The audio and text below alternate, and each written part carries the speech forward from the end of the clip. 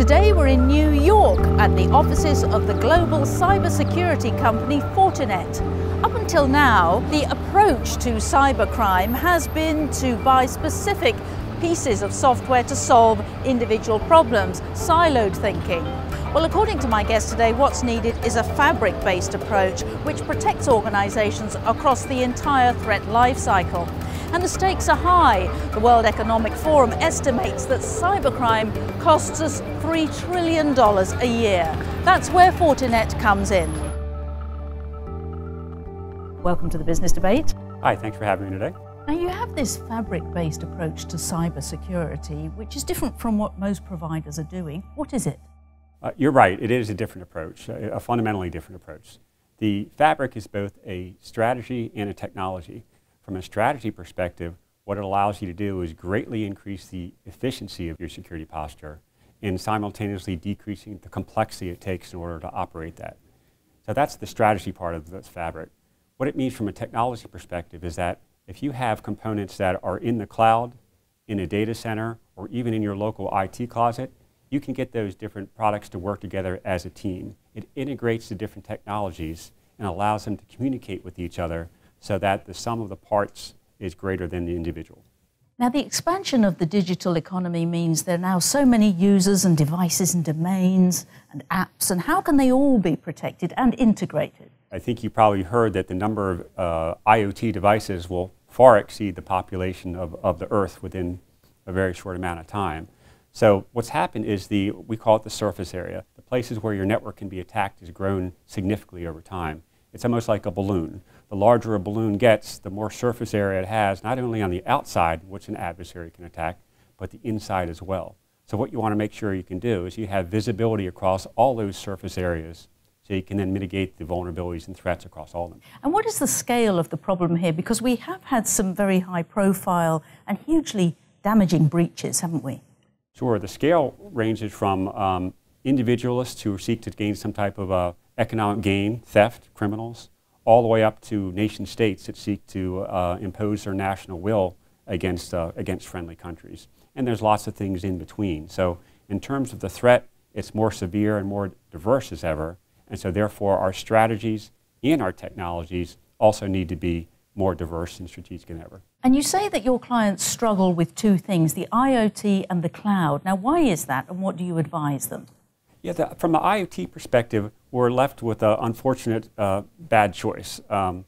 This is the collective we. We can embrace IoT and realize all its efficiencies, but then accept almost blindly all its security problems.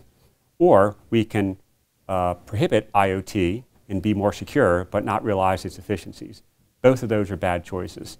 What Fortinet would like to do is create a model based on something we call earned trust, where we would allow IoT to connect to the network based on their baseline level of trust, and then over time, by watching their behavior, they would either be allowed more or less access based on their demonstrated or earned level of trust over time.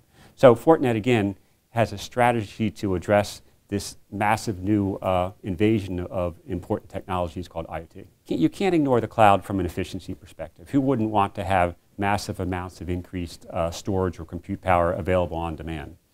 They are, of course, though, worried about letting go of their data, letting go of their precious intellectual assets and putting them on the cloud. Fortinet, again, wants to make sure people don't have to make a false choice between going to the cloud and losing security or not realizing the efficiency of the cloud. Now, you're developing a discipline called consequence-based engineering. Tell me about that. Sure, and I don't want to take all the credit for that. That's a discipline that we're maturing with some partners in the national labs and other areas as well. And it's based on the premise that too often when we talk about managing or mitigating risk, we focus too much on either the threat or the vulnerabilities. Well, risk consists of a third thing as well, which is what are the bad consequences you're trying to avoid to begin with? So consequence-based engineering means let's try and engineer out the bad consequences to begin with, so that's not even in the risk equation. And then you use your technology to address the residual risk based on threat and vulnerabilities. You don't need to have a PhD in computer science to figure out how to manage that component of the consequence part of risk. In fact, the C-suites that we engage with are probably the best postured in the whole company to identify what the bad consequences they want to avoid. So what it does is this discipline allows you to have a very healthy cybersecurity dialogue with the C-suite and with the technologists in the IT department at the same time. Now, the million-dollar question, how is cybersecurity going to develop in the next maybe 5 or 10 years? I think that we'll be challenged. I think that there'll be much more information sharing across disciplines. I think the industry will change to address the borderless networks that I talked about earlier. I think that there'll be more public-private collaboration, and specifically, I think it would be important if we do some more private sector, public sector pilots so we can practice what it means to work together to address some national problems. Now, you mentioned collaboration, and you say information sharing is key, even with your competitors? Tell me about that. Even with our competitors. So, Fortinet's a founding member of something called the Cyber Threat Alliance, in which we share insights that we gain from our experiences, our 200-plus analysts doing full-time analysis of threat data, and share that with our competitors. And the idea there is that that would be a tide that floats all boats, if you know what I mean. And in turn, they'll share their threat information with us, and we can use that to help our customers. But sharing doesn't stop there just among our competitors. We're also share threat information with places like Interpol, who are looking to combat international cyber crime. And again, that's a means of automated information sharing to allow us to address crimes in cyber-relevant time. Now, you personally are ex-NSA, the US National Security Agency. What particular perspective would you say that that gives you on the work that you're doing now? I had the good fortune to be part of a team that was highly technical and highly strategic, and as authorized by the courts, the Congress, and the President, did things in the foreign intelligence arena at very, very high speed and scale. And so I hope to bring those experiences about what a high-end organization can do on the intelligence perspective and bring that into Fortinet from a defensive perspective.